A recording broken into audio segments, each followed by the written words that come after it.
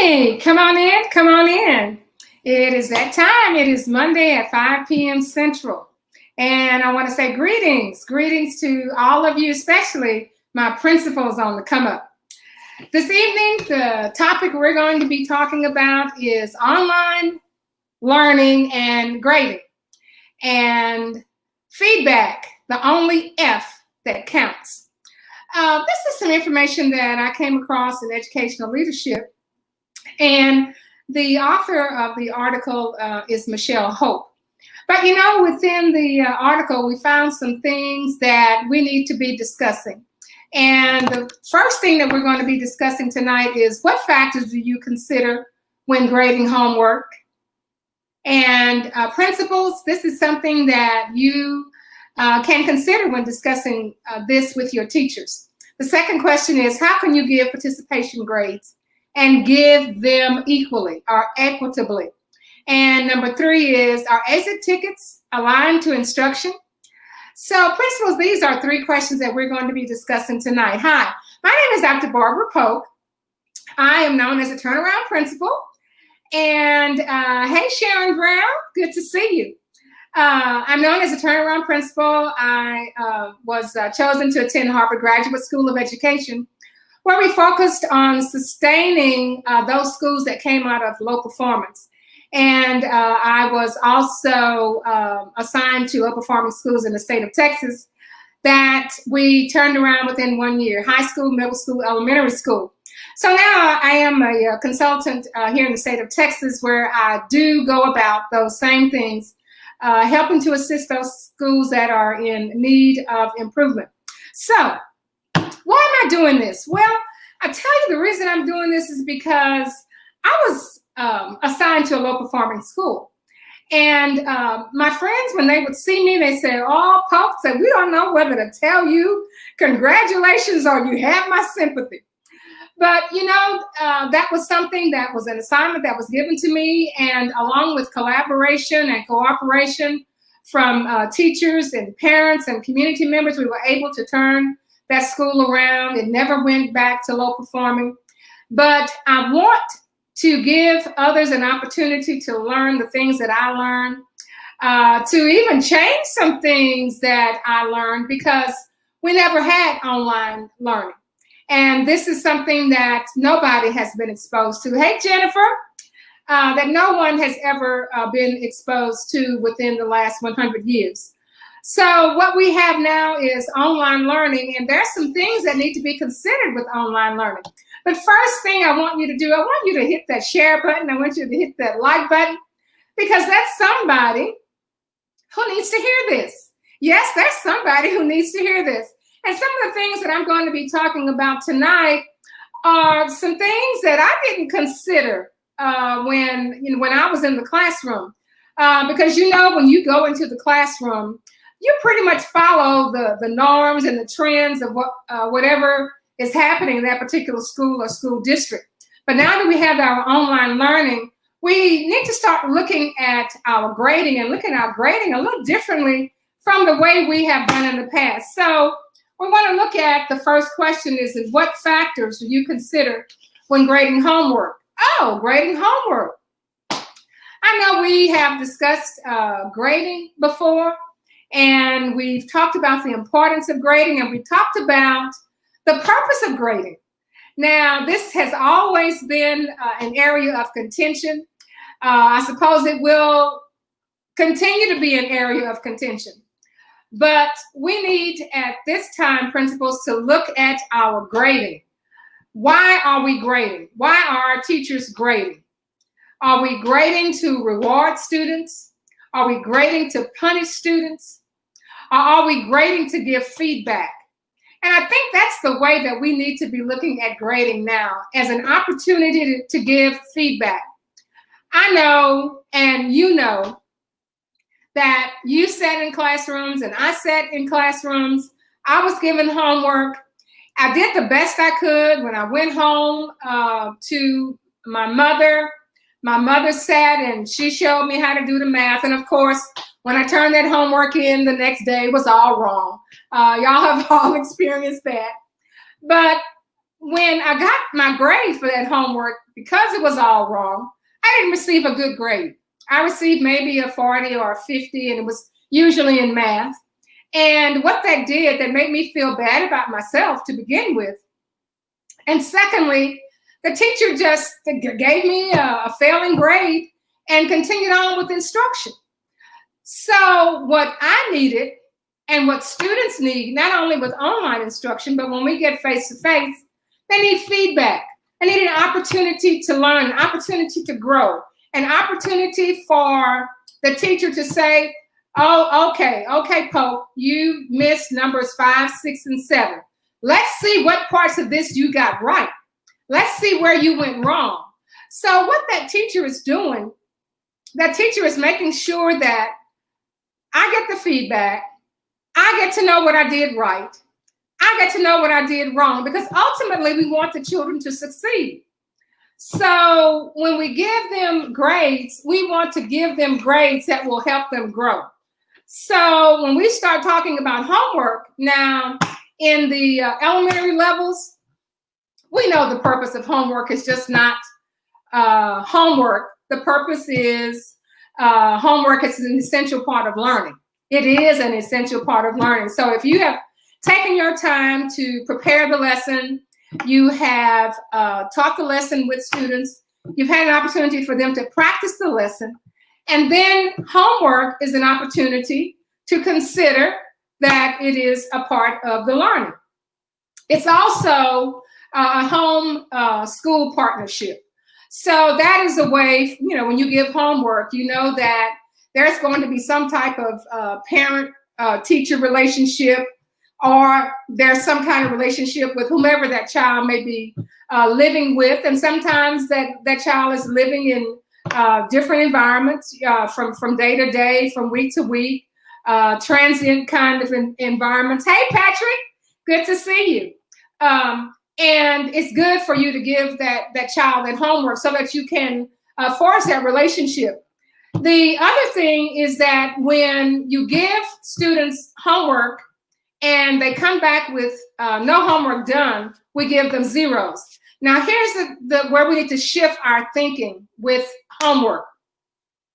Now, the child received a 0 because he or she didn't do the homework. Let's consider that. Did they not do the homework because they weren't ready for the practice? Did they not do the homework because they were struggling with the concept? Did they not do the homework because there was no one there to help them with the homework? And then you have others who have parents or family members at home who will help them do the homework. As a matter of fact, they get too much help doing the homework. The homework is complete when you get it back to school. That child earns a 100 on that homework. So how do you look at that grading at that point? Are you giving the child at 100 who really doesn't understand? Are you giving that child a 0 who doesn't understand but doesn't have the support that another child has in his or her environment? So let's try this. Let's try this. Instead of giving them the homework and grading them on the homework, how about making the homework grade optional? You say optional, Barbara Pope, what is wrong with you? How are you going to make homework optional? Well, you're going to have to recreate an environment. And recreating an environment of homework being optional, what you do, principals, to assist your teachers, you have them to do as much of the homework as they can. And you are going to give them feedback. You say, yeah, that may, I don't believe that'll work. Give it a try. As I said, this is something that through research we have found makes a difference. Times are changing. This makes a difference. Just try it. Just try it. And see if that doesn't change the success rate of the children who are learning in your classroom. That is just a try, just to give them feedback for the homework that you give. Okay, so we've talked about grading, and we've talked about how we give our grades. And the second thing, principles for us to consider is how can you give participation grades and give it equally?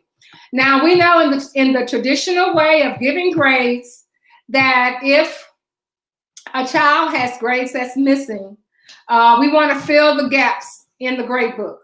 We want to give that child a grade. And also remember too, principals, that some teachers, principals, when you were in the classroom, you gave a participation grade because of a child's behavior. That child was one that paid attention to everything and just didn't get it, so you gave them a participation grade. So sometimes that participation grade is what we call conflated. It's conflated, associated with behavior. And students really don't know how the participation grade is calculated. All they know is they're getting a participation grade. So what I want you to do is try this with your participation grade. Create a rubric. And this rubric is going to be that student's guide to know how he or she is going to get a participation grade. So a few of the things you may have on the rubric is answering questions. So that child is answering questions. He gets a point or a grade for answering questions.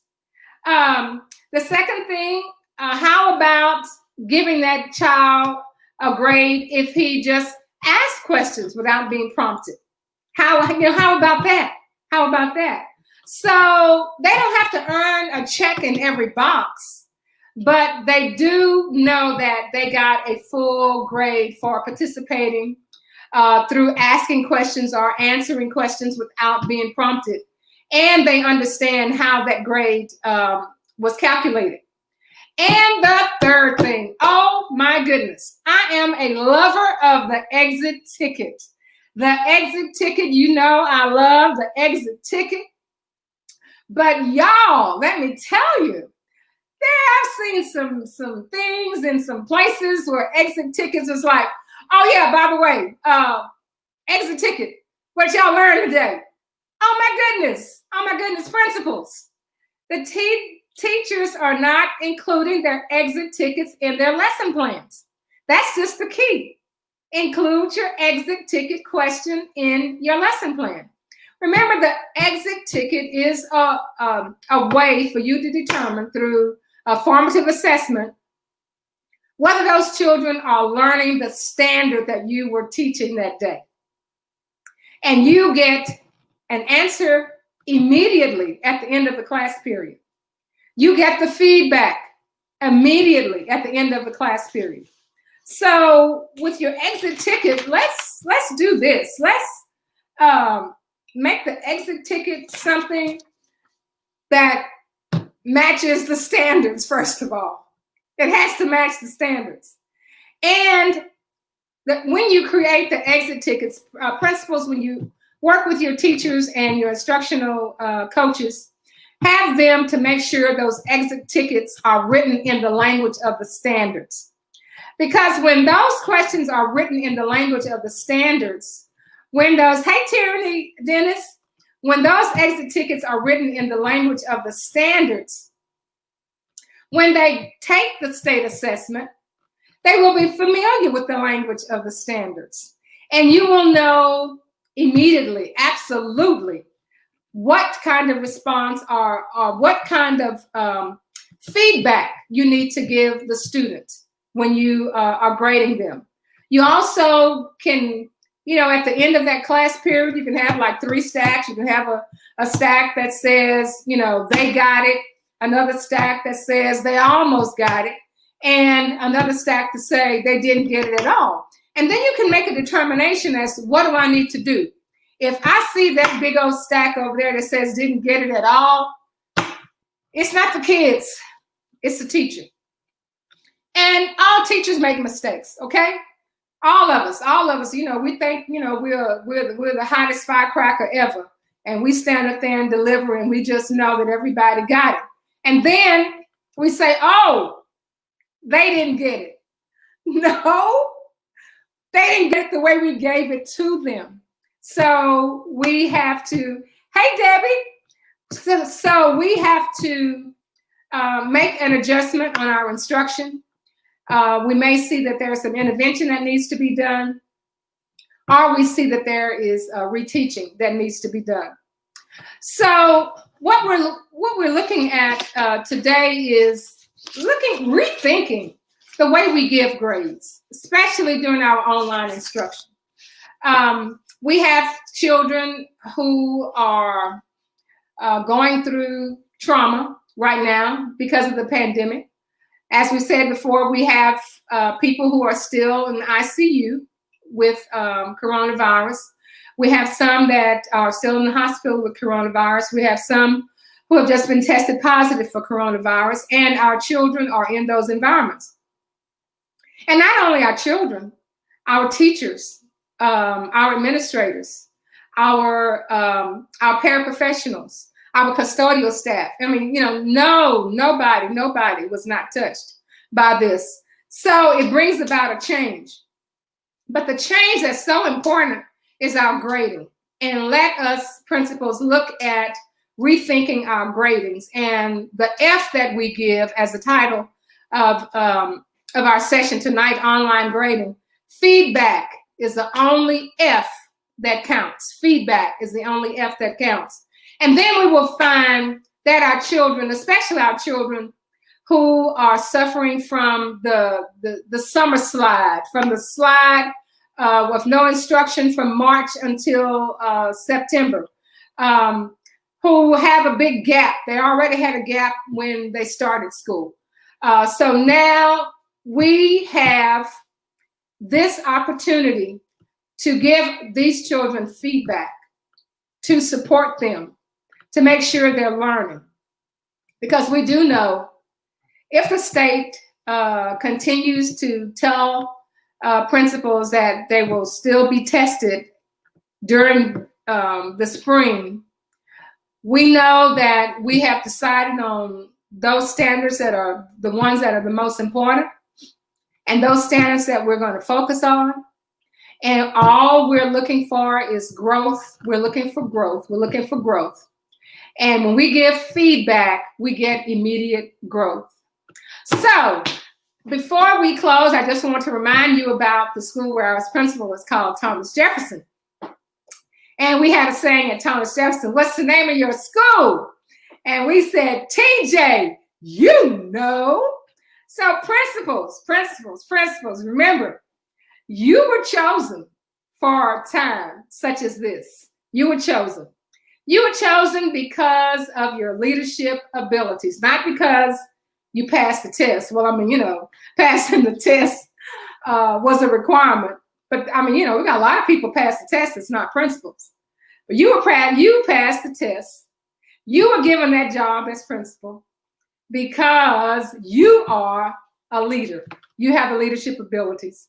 And the biggest thing is that leaders solve problems. You would not be in that position if you could not solve problems. And if you're in that position and you cannot solve problems, then you won't be in that position long.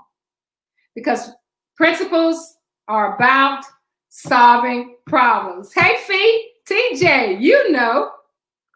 So I'm going to ask you tonight, principals, leaders. Leaders do what? Leaders solve problems. Leaders do what? Leaders solve problems. Why don't you go to my Facebook page? It's called Principals on the Come Up. And that's a place where we have principals, assistant principals, principals on the come up. We have our teachers, our teacher leaders, and we do have some parents, who are interested in education. Go on and join that page, Principals on the Come Up. And we have some more things that I just don't have enough time to share with you when we have our lives on Mondays at 5 p.m. And hey, Sharon, we solve problems. That's right. We solve problems. So also want you to go to barbararaypoe.com And you can download some information about, hey, Andrea, we have some information about my time as the principal of that local farming campus, and the things that have to be considered when you do take on a campus that is in improvement, or is trying to sustain its improvement. That's an important thing. So we have our class every Monday night at 5 p.m. Central, where I will craft something especially for you, because as principals, we know that your plate is full, your table is full. You have everybody pulling at you this way and that way. And there are just some things that you just need to sit down and just listen to some research, and then take that, and that is building your capacity. That's building the capacity of the teacher leaders. That's building the capacity of the administrators that work with you. Because remember, you cannot do this alone. You cannot do this alone. You have to have a team with you, a team where you are building capacity. So we say have a good evening, and we're going to ask our question. Leaders do what? Leaders solve problems. Leaders do what? Leaders solve problems.